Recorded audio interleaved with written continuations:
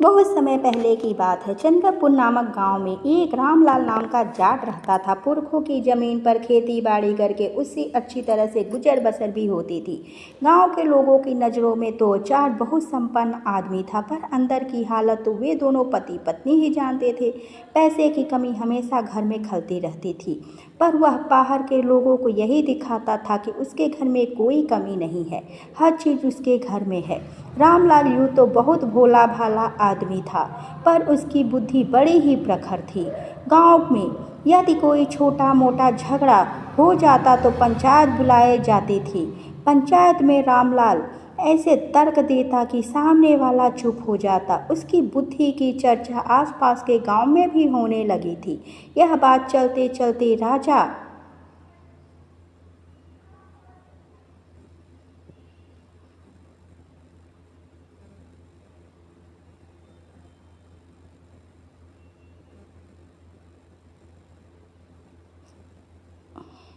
के कानों में भी पड़ी कि रामलाल अपने गांव का कोई भी मुकदमा राज दरबार तक नहीं आने देता, वहीं पर निपटारा कर देता है। राजा ने जब यह सुना तो उसने विचार किया, क्यों न इस रामलाल नाम के जाट की परीक्षा ली जाए। हम भी तो देखें कि वह कितना चालाक है, कितना बुद्धिमान है। यही सोचकर राजा ने अपने सैनिकों को रामलाल जाट को बुलाने के लिए भेजा। सैनिक जब रामलाल को बुलाने के लिए गए तो रामलाल बड़ी दुविधा में पड़ गया। न जाने मुझसे क्या अपराध हो गया जो महाराज ने मुझे राज दरबार में बुलाया है। पूरे रास्ते रामलाल यही सोचता हुआ चला जा रहा था। राज दरबार में पहुंचकर उसने राजा से पूछा, महाराज, इस गरीब से कोई गलती हुई है क्या, या फिर कोई गुस्ताखी हो गई है? तो राजा ने कहा, नहीं रामलाल, तुमसे कोई गलती नहीं हुई है। असल में बात तो यह है कि हमने तुम्हारी चतुराई के बहुत बड़े बड़े किस्से सुने हैं। हमने सुना है कि तुम अपनी बुद्धिमानी से लोगों के झगड़े सुलझा देते हो, ऐसे ऐसे तर्क करते हो कि उनका कोई तोड़ नहीं निकल सकता। तो हम यह चाहते हैं कि तुम हमारे लिए कोई ऐसा कार्य करो जो आज तक किसी ने नहीं किया हो। रामलाल ने जब यह सुना तो वह सोच में पड़ गया। फिर कुछ देर बाद बोला, महाराज, ऐसे कार्य अचानक तो हो जाते हैं, पर एक दिन में नहीं होते। महाराज समझे ही नहीं कि रामलाल क्या कहना चाहता है। तो रामलाल ने महाराज को समझाते हुए कहा कि महाराज, आप ज़्यादा इस विषय में सोचे नहीं। आपने कह दिया कि मैं आपके लिए कोई ऐसा कार्य करूं जो आज तक किसी ने ना किया हो, तो मैं एक दिन आपके लिए ऐसा कार्य जरूर करूंगा। अभी मुझे इजाज़त दे। इजाज़त लेकर रामलाल अपने घर वापस आ गया। एक हफ्ते तक रामलाल अपने घर में बैठा सोचता रहा कि उसे ऐसा क्या करना चाहिए।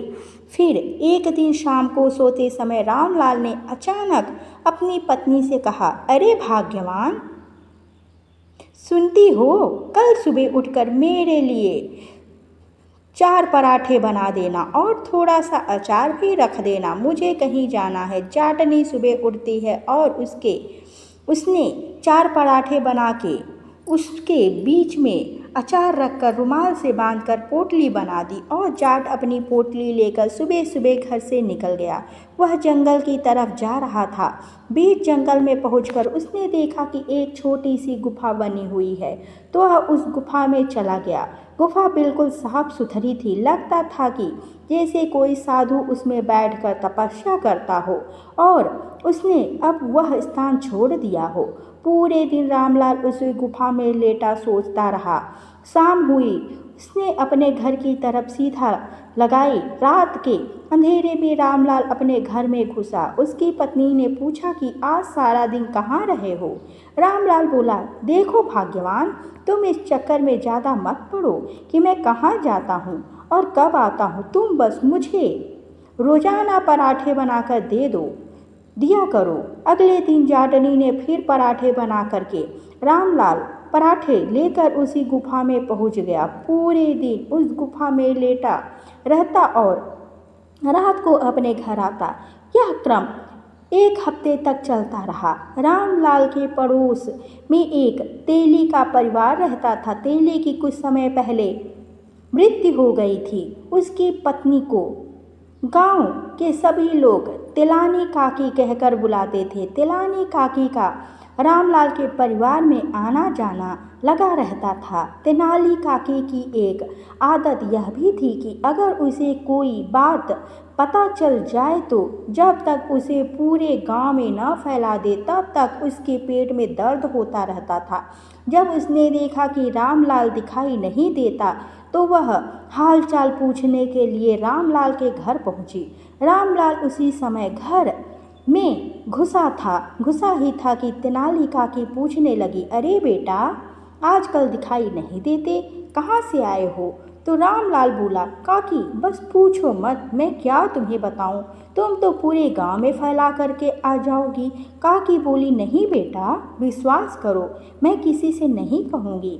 आज तक तुम्हारे घर की बात कभी किसी से कही है क्या जो अब कहूँगी? काकी, अब तक तो ना कही है तुमने, पर आगे का कोई हमें विश्वास नहीं है क्योंकि बात ही कुछ ऐसी है। अब तेनाली काकी की जिज्ञासा बढ़ती जा रही थी। बताओ बेटा, क्या बात है? तू कहाँ था इतने दिन? तो रामलाल बोला, काकी मैं स्वर्ग की यात्रा करके आया हूँ। मेरा स्वर्ग के देवताओं के साथ उठना बैठना है। काकी को विश्वास नहीं हुआ। वह बोली, बेटा हमसे इस उम्र में झूठ मत बोलो। रामलाल ने कहा, तेरी कसम काकी, मैं स्वर्ग की यात्रा करके ही लौटा हूँ। वैसे मुझे क्या फर्क पड़ता है, विश्वास करो या ना करो। तेनाली काकी की आंखें तो चौड़ी हो गई। वह बोली, बेटा हमें भी स्वर्ग की यात्रा करवा दो। तुम स्वर्ग गए थे तो तुम्हारे तेली काका तुम्हें जरूर मिले होंगे, मेरे बारे में पूछा नहीं क्या?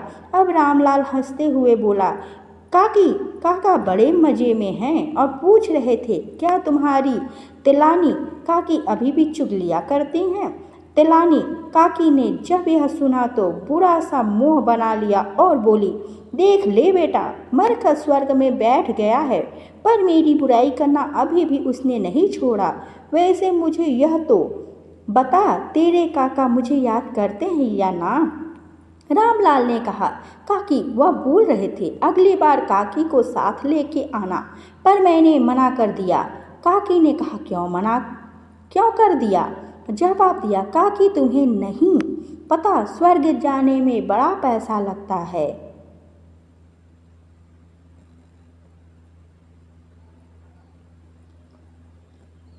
काकी ने कहा, तो हमें बता कितना पैसा लगता है। मेरे घर में पैसे की कोई कमी नहीं है।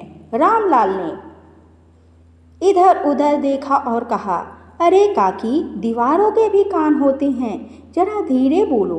वैसे भी मुझे तुम पर विश्वास नहीं है।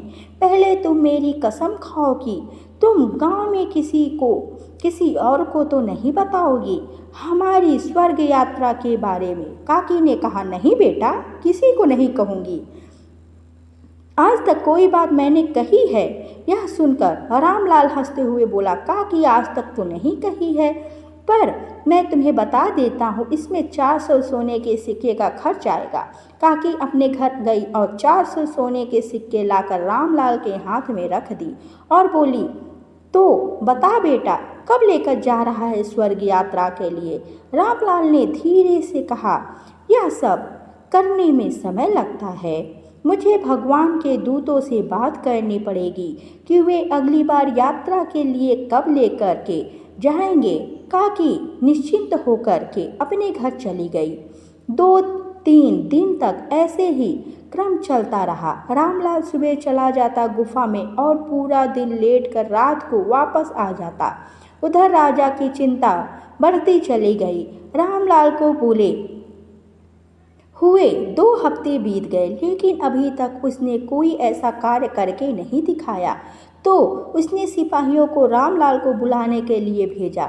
सिपाही रामलाल को बुलाने के लिए जब रामलाल के घर के पास पहुँचे तो तिलानी काकी मिल गई। उन्होंने तिलानी काकी से पूछा, काकी रामलाल घर पर है क्या? जवाब दिया, हुजूर आजकल वह घर में कहाँ रहता है? सैनिक ने पूछा, कहाँ रहता है काकी? चुप रहने की बहुत कोशिश कर रही थी, पर उसके पेट का दर्द चुप कहाँ रहने देता है। काकी जो थी उसने बता ही दिया कि रामलाल तो आजकल स्वर्ग की यात्रा कर रहा है। अभी 2 दिन पहले ही लौटा था यात्रा से और अब मुझे लेकर के जाएगा, सो उसकी तैयारी में लगा हुआ है। सैनिक ने जब यह सुना तो उसने जाकर अपनी साथी को बताया। अब तो दोनों के मन में चलने लगा कि हमें भी स्वर्ग जाना है। दोनों जाकर तेनाली काकी से मिले। काकी, किसी तरह से हमें भी स्वर्ग ले चलो। रामलाल से कहो कि वह हमें भी अपने साथ लेकर के चले। तेनाली काकी बेचारी मजबूर हो गई। रामलाल जब रात को अपने घर आया तो तेनाली काकी सिपाहियों के साथ पहले से ही उसके घर में बैठी हुई थी। रामलाल को देखते ही वह बोली, रामलाल, मैंने गलती से इन सैनिकों को बता दिया कि हम स्वर्ग की यात्रा करने जा रहे हैं, तो यह भी हमारे साथ जाना चाहते हैं। रामलाल बोला, तुम कहती हो तो ठीक है, हम इन दोनों को लेकर चलेंगे, पर अब याद रखना, अब किसी और को मत बता देना, नहीं तो सब चलने की जिद करेंगे।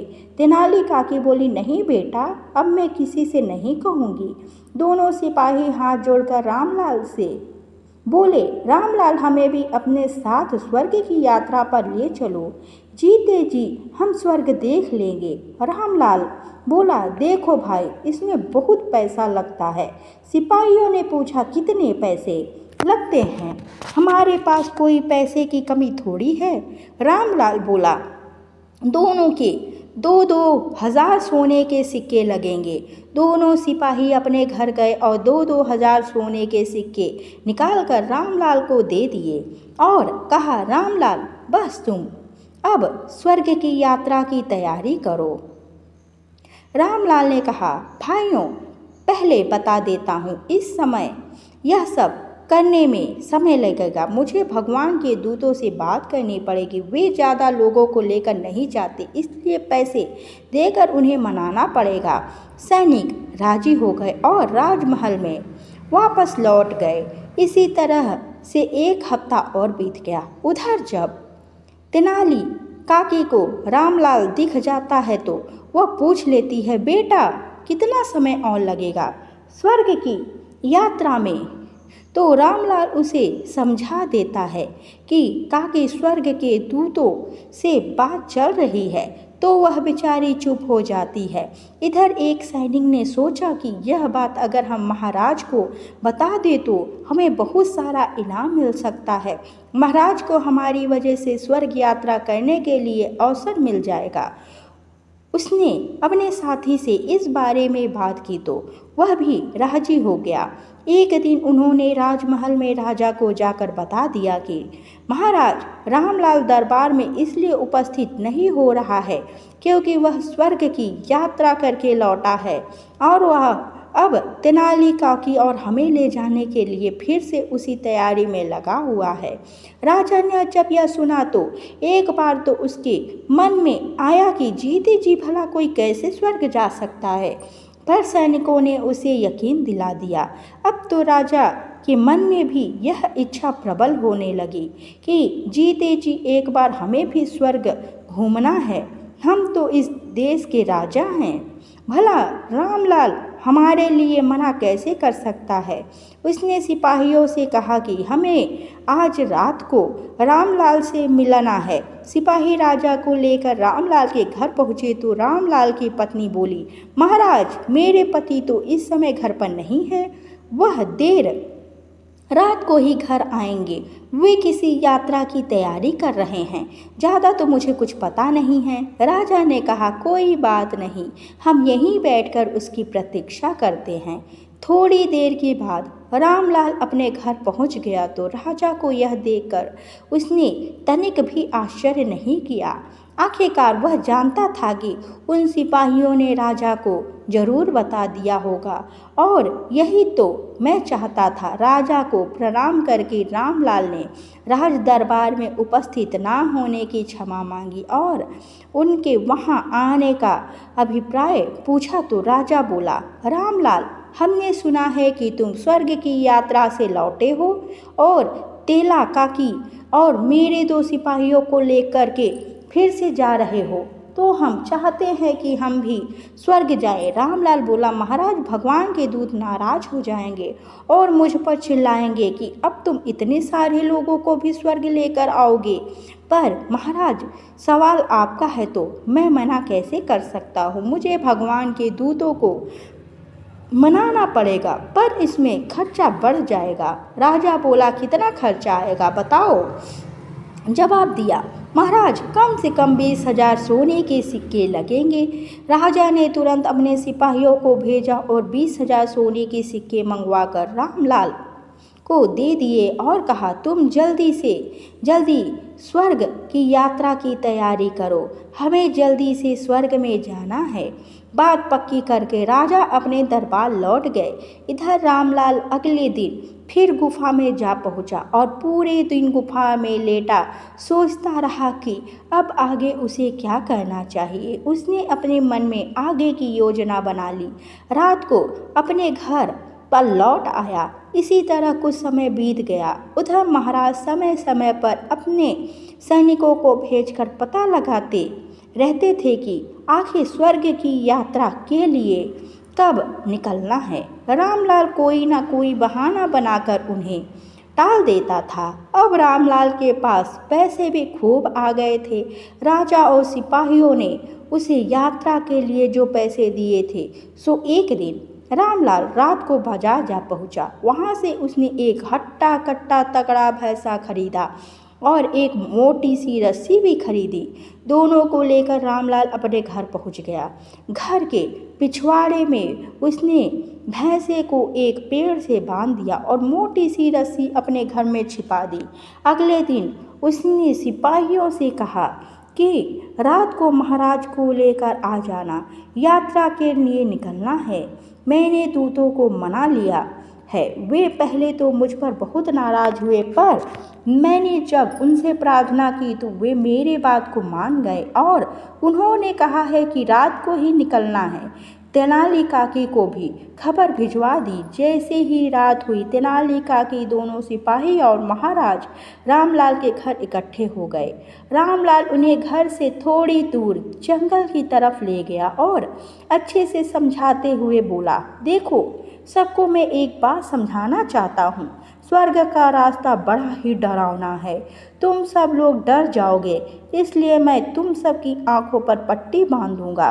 स्वर्ग का रास्ता बहुत ही कठिनाई भरा और टेढ़ा मेढ़ा है, इसलिए रस्सी को जरा कसकर पकड़ना। सभी सहमत हो गए। सब ने अपनी आंखों पर पट्टी बांध ली। रामलाल भैंसे को खोलकर जंगल में ले आया। भैंसे के गले में मोटी सी रस्सी बांधकर सब लोगों को पकड़ाते हुए बोला, इस रस्सी को कसकर पकड़ना। मैं जरा देखकर आता हूँ कि भगवान के दूतों का रथ अभी आया है कि नहीं। थोड़ी देर बाद धीरे धीरे नगाड़े की आवाज़ आनी शुरू हो गई। सब लोगों ने सोचा कि भगवान का रथ आ रहा है, इसलिए नगाड़े की आवाज़ आ रही है। वह नगाड़ा रामलाल बजा रहा था, जो उसने पहले से ही जंगल में छुपा कर रख दिया था। थोड़ी देर बाद रामलाल उन सब के पास आकर बोला, देखो भगवान के दूत आ गए हैं। क्या तुम सब लोग स्वर्ग की यात्रा के लिए तैयार हो? सभी ने एक ही स्वर में कहा, हाँ हम सब तैयार हैं। तो सबसे पहले रस्सी राजा ने पकड़ी, उसके बाद दोनों सिपाहियों ने और सबके बाद में तेनाली काकी ने। सभी बड़े प्रसन्न थे कि उन्हें जीते जी स्वर्ग की यात्रा करने का अवसर मिल रहा है। इतने में ही रामलाल बोला, मैंने इस रस्सी को भगवान के दूतों के रथ से बांध दिया है, अब यह चलने के लिए तैयार है। सभी लोग रस्सी कसकर पकड़ लेना और ध्यान रहे रस्सी हाथ से छूटे ना जाए। अगर रस्सी हाथ से छूट गई तो वह यहीं पर रह जाएगा, स्वर्ग नहीं जा पाएगा। अब सब लोगों ने कसकर रस्सी पकड़ ली। रामलाल ने मौका देखते ही भैंसे को एक जोरदार डंडा मार दिया। डंडा लगते ही भैंसा दौड़ने लगा। भैंसा जंगल की तरफ दौड़ा। सभी लोग पीछे पीछे दौड़ने लगे। अब उसके दिमाग में तो स्वर्ग की यात्रा चल रही थी, सो उन्हें ऐसा लग रहा था कि जैसे हम उड़ रहे हैं। कभी पेड़ों से टकराते तो कभी पहाड़ों से टकराते। चोटें भी आई पर सब बड़े प्रसन्न थे, क्योंकि उन्हें पता था कि आसमान का रास्ता कोई इतना सरल थोड़ी होगा। जहाँ पर भी भैंसा रुकता, रामलाल उसको फिर से डंडा मार देता और भैंसे के साथ ही दौड़ते दौड़ते उनके राजा के से पूछा, महाराज क्या स्वर्ग की यात्रा में आपको आनंद आ रहा है? तो राजा बोला, आनंद नहीं, परम आनंद आ रहा है। फिर उसने तेनाली काकी से पूछा, काकी कैसा लग रहा है स्वर्ग की यात्रा करने में? तेनाली काकी बोली, अरे बेटा बड़ा ही आनंद आ रहा है। काकी तो काका से मिलने के आनंद में खोई हुई थी, इसलिए उसे चोटों का भी एहसास नहीं हो रहा था। रामलाल ने फिर से भैंसे को लठ मारा। अब भैंसा पहाड़ों की तरफ दौड़ने लगा। सबसे पहले तेनाली काकी का हाथ छूटा और वह खेतों में जाकर गिर पड़ी। थोड़ा आगे जाने पर दोनों सिपाहियों का भी हाथ छूट जाता है और वे एक रास्ते के किनारे जा गिरी। सबसे बाद में राजा का हाथ छूटा तो राजा एक कुएं के पास जाकर गिर गया। अब सुबह का समय हो गया था। पूरी रात यात्रा में बीत गई। जैसे ही तेनाली काकी को होश आया तो देखा सब कुछ थम गया है। काकी ने बैठकर पूछा, बेटा क्या हम स्वर्ग में पहुंच गए हैं? क्या सब कुछ थम गया है? अब वह बार बार यही पूछ रही थी। इधर सुबह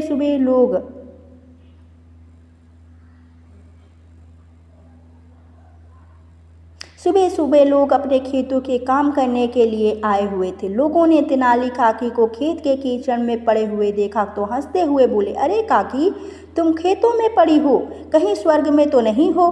काकी ने जैसे ही आंखों की पट्टी हटाकर देखी तो वह तो खेत के बीचों बीच कीचड़ में पड़ी है। अब माथे पर हाथ मारते हुए बोली, ओ मेरे हाथ से रस्सी छूट गई और मैं नीचे धरती पर आ गिरी। अब सब लोग तो स्वर्ग पहुंच गए होंगे और मैं यहीं धरती पर रह गई। यही सोचकर रोते रोते अपने घर चली आई। उधर सिपाही रास्ते के किनारे पड़े पड़े बार बार यही बात दोहरा रहे थे कि हमें लगता है हम स्वर्ग पहुंच गए हैं। राहगीरों ने उन्हें उठाया और उनके कपड़े झाड़े और बोले, भाइयों अभी तो तुम पृथ्वी लोक में ही हो। जब उन्होंने यह सुना तो आंखों की पट्टी हटाई तो वे देखते हैं कि वे तो एक रास्ते के किनारे पड़े हुए हैं। अब उन्होंने भी यही सोचा कि उनके हाथ से भी शायद रस्सी छूट गई। अब महाराज रामलाल और तेनाली काकी स्वर्ग में पहुंच गए और हम यहाँ धरती पर ही रह गए और यह हमारा दुर्भाग्य है। अब दोनों सिपाही अपने किस्मत को कोसते हुए अपने घर की तरफ चले गए। उधर राजा कुएं के पास जाकर गिरे थे। सुबह के समय औरतें वहां पानी भरने के लिए आई और देश के राजा को पहचान लिया और देखकर सोचने लगी, इस हालत में पड़े हैं राजा साहब। सारी औरतें आपस में बातें करने लगी कि यह तो महाराज जैसे लग रहे हैं। उन्होंने आवाज़ लगाकर महाराज से पूछा, महाराज आपको क्या हुआ? आप यहाँ इस हालत में कैसे?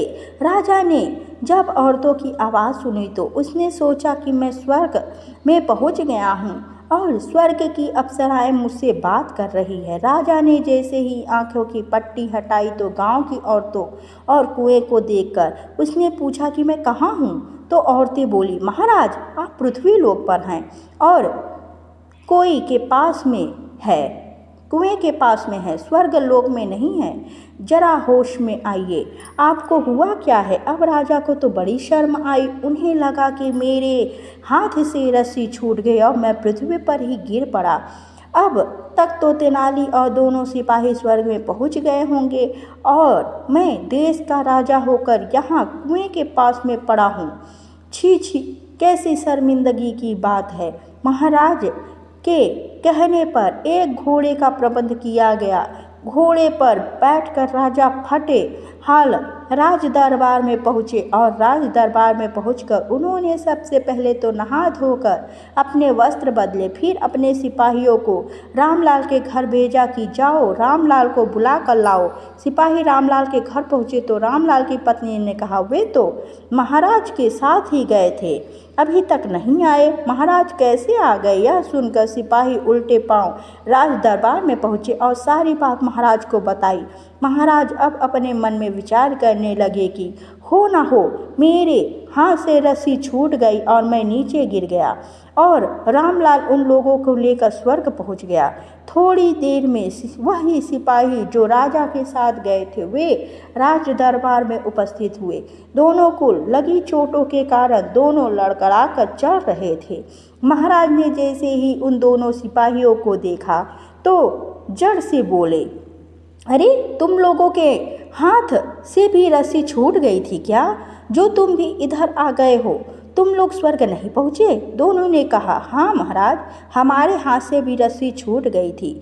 अब तो महाराज को अपने ऊपर और भी ज़्यादा शर्म आने लगी कि देखो एक बूढ़ी तेनाली स्वर्ग पहुँच गई और हम अट्टे कट्टे सारे नीचे गिर गए। थोड़ी देर बाद ही रामलाल दरबार में उपस्थित हुआ और राजा से बोला, महाराज कैसी रही स्वर्ग की यात्रा? यह सुनते ही राजा ने नीचे मुंह कर लिया। रामलाल ने हंसते हुए कहा, महाराज असल में तुम लोगों ने कोई स्वर्ग की यात्रा नहीं की थी। और इतना कहकर रामलाल ने सारी सच्चाई राज दरबार में पेश कर दी। यह सुनकर राजा आग बबूला हो गया और कड़क कर बोला, रामलाल तुमने हमारे साथ अच्छा नहीं किया, यह मजाक तुम्हें बहुत महंगा पड़ेगा। अब रामलाल ने हाथ जोड़ते हुए कहा कि महाराज गुस्ताखी माफ़ कीजिएगा, पर आपने ही तो कहा था कि कोई ऐसा कार्य करके दिखाओ जो आज तक किसी ने नहीं किया हो।